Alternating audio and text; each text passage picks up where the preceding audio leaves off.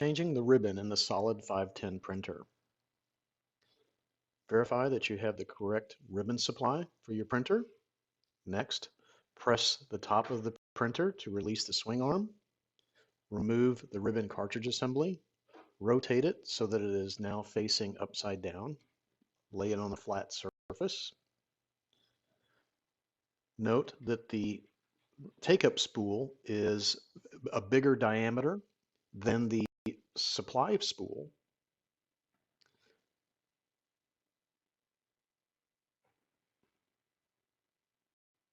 Once you have the old ribbon removed, set it aside and discard of it appropriately.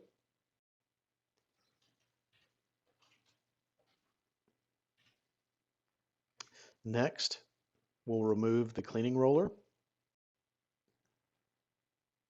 Note on the inside of the cartridge assembly, the supply side is a bigger diameter than the take-up side.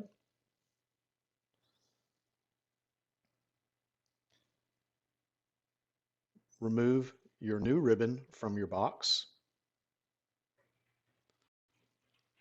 Take the ribbon out of the protective bag.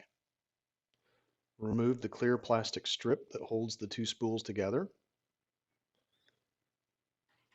And essentially, we're going to replace the ribbon in the opposite way that the old ribbon came out. So the take-up spool is going to go towards the rear, and it is the thinner spool with the gear towards the right. The supply side is obviously thicker diameter, will go towards you with the gear towards the right.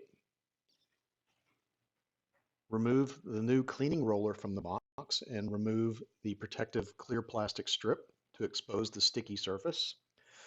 Snap it back into place in the ribbon cartridge assembly.